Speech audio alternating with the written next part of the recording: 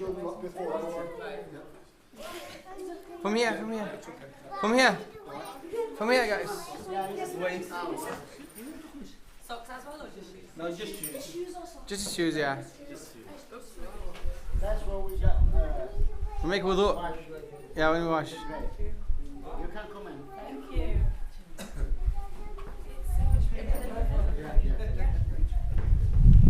Yeah, okay,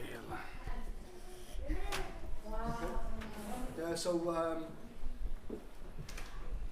basically the congregation just lines up literally like this.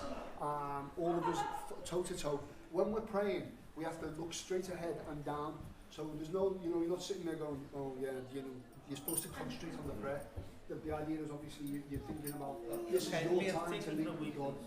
Yeah, this is your opportunity to basically be praying, and it's you just got to be focused, not looking at everyone what he's doing over there or anything. So we're like this literally until he says Allahu Akbar, and then we'll go down and do our ruku'. Each one usually takes about between 7 and 8 minutes, so it's not that long at all. They can be much shorter, it depends, because the first one in the morning, Fajr, the one in the middle of the night that you is two ruku', so that only takes about 3 or 4 minutes. The ones in the middle of the day are 4 each. Then the evening one is 3, and the last one is 4 as well. So they don't usually take very long, but you can come in, and as you can see, there's Qur'ans all around. So the idea is when you're in the mosque as well as you pray, you can use time to reflect yourself as well. You can sit there and just read if you wanted to. You can have a conversation with people if you wanted to as well, quietly, obviously, you know, no shouting and whatever.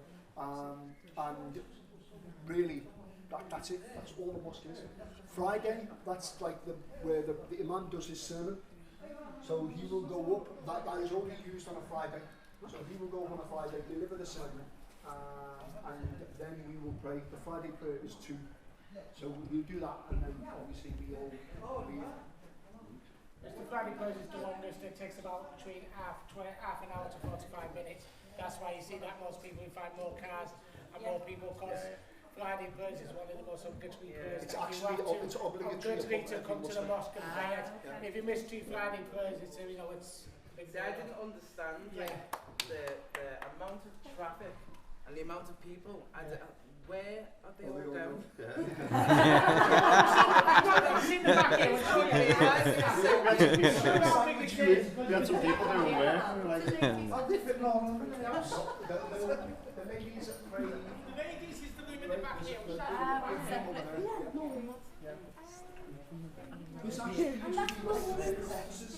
So it hasn't been extended or anything. It literally was just like built and used for various things. We just knocked the wall down, that was it. Just to make it a bit bigger. This is the women's play area. That's why they used to back out the way now from Fridays, and when it's in Ramadan, it saves them walking in, because you can see it's doing the same, you know, for men. What do you got backstage for now coming through from that door? And those chairs, they also got chairs like for the older people, or people like pregnant women or whatever. You can use the chairs. Because obviously, like my dad, he can't do this standing up and sitting down anymore. So he sits on a chair and does it. So it's nice. So he's allowed, yeah. TV. So on the Fridays when there's his sermon, there's a video camera in front of him, and basically women can see the imam. And that's the camera for the man. So it's like a you can see. Wow. So they get to see the what's there. It's also TV in here as well. So this is our back alley. The entry there. Yeah, that's the entry for the women, yeah. That's for the women, yeah. So we were saying that literally we live in number 3. It's probably not that way. But yeah, so like during Ramadan at midnight, we would just sit outside. You could hear it's just beautiful, like crystal clear. Literally, we just sit outside and be like, yeah, because got the speakers here, you can see where the speakers are here, so you look down. But we do have double glazing in, so that's basically. oh no, we're not moaning.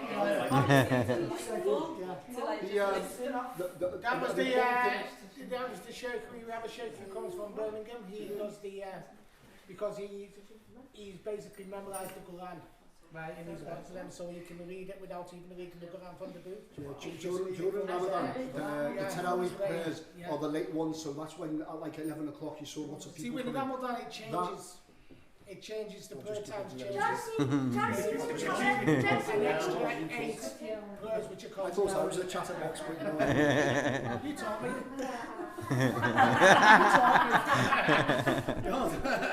He's my cousin, by the way. I've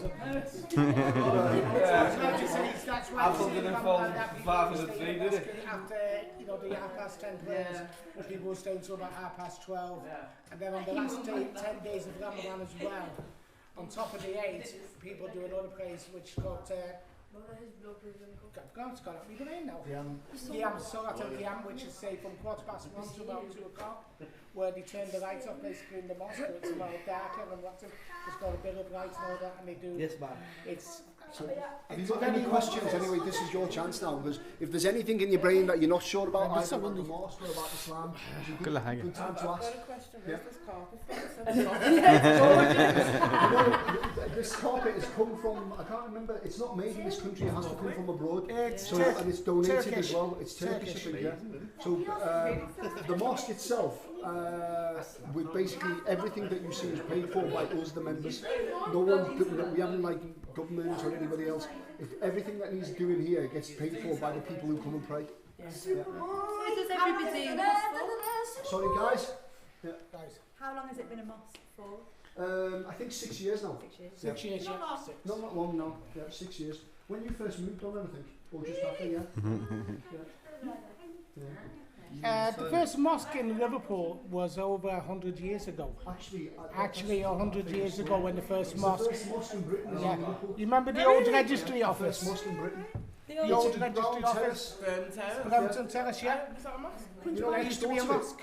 There's a building there where they actually used to use it for registrations, you know, the certificates and everything. Right. They used it as an office and they called it the little mosque, but they never knew why. And then obviously someone did some research and found out. He was a very wealthy merchant from Liverpool. He went over to the Middle East and he converted to Islam. And because he kept it secret, he just opened a mosque there in Brompton House and nobody knew about it. I think it was about the late 1800s he first opened that mosque here. And it has been reopened again as a mosque. And it's been reopened again. It's a mosque and a museum now. It's a mosque and a museum. Wow. So does everybody so do you get people from all over Liverpool and all over Merseyside coming here for like Friday prayers? To be honest, it depends because there are a number of mosques in the city. It just depends which one you like going to. So it's up to you as well. Liverpool's quite unique in a way in the fact that in other cities different denominations have their own mosques. So for example, you might have someone a mosque that's for a particular because Islam is split into Indian mosque, a religions. Bangladeshi mosque, a Pakistani mosque. You might find a Lebanese mosque. Liverpool is unique. Liverpool, you find all people from different ethnic backgrounds mixed together. There's no mosque, especially just for such and such people. So, for example, if you like the imam as well, it's an important factor is the imam. If he's able to orate, if he's a great orator, and he can tell a story during his sermons, then people like him. Our imam is incredible. He's incredible. He's one of that you will hear and you take it, it sinks in your brain. Because you go to some imams and they maybe go from one ear out the other. You don't. You get. He's our cousin, by the way, as well. Is it? Yes. It's like a family thing, isn't it?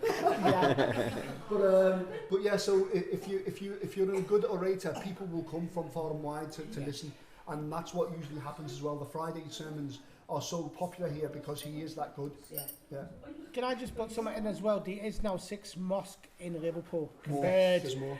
There's maybe more. There's more, yeah. But we're 6. And the late 1880s was when the Rahman Mosque was opened. The one in Mulgrave Street. It was about late 80s, wasn't it? No, the early 80s. No, 1960s, 1968. No, it wasn't, because I left the country in the 70s. It wasn't a... No, it was 1968 when they got a planning permission and built it. Yeah. Built it, yeah. It's good. That was the first mosque in Liverpool after, the one in Brompton House, and now it's expanded. That there's mosque everywhere. So it's not only people coming to this mosque, you've got people going to all different mosques as well. And the Rahman Mosque holds over 3,000 people, and on a Friday, you will find it people spilling out into the streets and praying into the streets. Yes.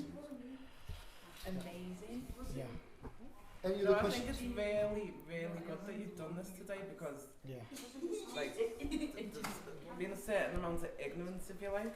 To be honest, It's the TV for you. The TV shows the bad of Islam. no, to All be they honest show as is well, it's the our evil fault. It's Islam. They partially don't our show fault you as the well, good Jamal. one.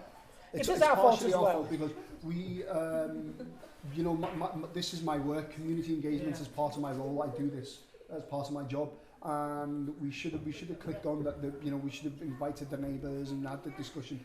But better late than never, to be honest. So we've done it now, and we'll do it more regularly. Hopefully, what we'll try and do is we do some Islam in the centre where I work. We do some Islam awareness sessions, and we'll probably run some here for you as the neighbours just to get you a bit more understanding as well, because again, there's a lot of misconceptions and things like that. And before I let you go, one other thing as well is the attitude of how you deal with people, especially like neighbours, reflects really badly or really well on how they perceive Muslims. So, you know, if you people as neighbours go away and you have a really bad impression of us, then that impression could be justified because our actions have not improved the relations. Whereas there's a lot of people who have misconceptions because they've never met a Muslim, they haven't talked to one. You live next door, and if we can't persuade you that we're decent people, normal, everyday people, then we've got no hope really, have we? So the idea is to basically engage and to try and show you, you know, we're Muslims. And there's tons of different versions of Muslims as well, as in any other walk of life. I know you, normally in the news you'll see Muslims and that's it. But, you know, the Muslims in this country come from 50 Yeah, they countries. don't tell you that there's about 2.5 million Muslims in the country. 2.5, and it's growing. Closer to 3. Closer to 3. And it's growing, you know, every year with you know, more Muslims. And like I say, is if you look at the percentage of the bad Muslims, what they want to call, you know, the terrorists and all that kind, it's a very small drop in the ocean. If you take out lots of them, let's say 5,000 or even 10,000 Muslims out of 2 million, it's a very small percentage. But you know what, and the problem is we get, you know, on the same level. Not just Muslims. People themselves. Christians, Jews. Well, it happened to the Irish in the 70s when I was a kid. You know, the Irish were, you know, they were the IRA, and every person who was Irish was like, everybody thought was an IRA, you know, you want to be IRA. Exactly. And it's the same thing's happening again. I just think this has just been lovely. I mean, like me and Chris are obviously like new to the streets. We've only been here like 3 months. So like, and I know Kamal because I do community work in theatre as well. So it's sort of, it's just really nice to be like a part of it. Because I go out into different communities all over Merseyside, but often I'm like the person, the outsider, and it's really nice to be like an insider and not be like, anyone want to do some drama? Well, it's another thing what we said about, you know, the mix of cultures, you know, and Liverpool, even Liverpool itself has the best thing because all cultures are mixed together. You don't have the likes of Oldham or, you know, other places in the country or Bolton and that where you have, you know, areas designated to, you know, to different groups of people. Here it's mixed. You go into Liverpool 8, it's one of the best places in the country because you can find anybody from any part of the world here. It is United Colours of Benetton, it's like United Nations. It is, The other thing, by the way, as well is, just to make you aware, mosques are open places. What that means is basically that as long as you're wearing a headscarf, you can come in and, you know, if you wanted to come in and observe the women praying, there's nothing stopping you. Obviously, you just got to say, I'd like to come in and see, and you're allowed. Same for you, if you want to come in and just sit down and watch us pray, there's nothing stopping you from walking in and basically sitting in and just watching what we do. Because again, the misconception is that they're closed off and you know, scary places where no one can go in, etc. They're not. They're open places, that they're public spaces, so you are allowed to come in and just obviously the norms like the headscarf, shoes off, and when we're praying, you know, not make too much noise. But apart from that, you know, you're free to come in and ask questions, talk to the imam and things like that. It's just again, it's just nobody knows that you can do that. And come on, did the Rahman Mosque still do the opening day 2 weeks a year? I don't know to be honest, but because they do have a lot of schools going to them. You know, the Rahman, because it's the biggest mosque in the city. They do like opening time sometimes where people can go in and see, and they do like, you know, exhibitions about Islamic culture and all that kind of thing. It's a very good experience if they still do it. I think we've taken too much of your time unless you've got any more questions. Do you do weddings and stuff here? Or Sorry? Is that like... The weddings are another... You can do them here, there's no problem. They can be done anywhere really. The marriage is done here. The marriage is done. Because Islamic weddings are different because what you do is you have the marriage lines, you know, like you're taking the vows, be done in the mosque. But the wedding itself, the main celebration, is to be a couple of weeks or maybe a month afterwards. After that, Exactly. Yeah. Exactly. You want to get on the camera?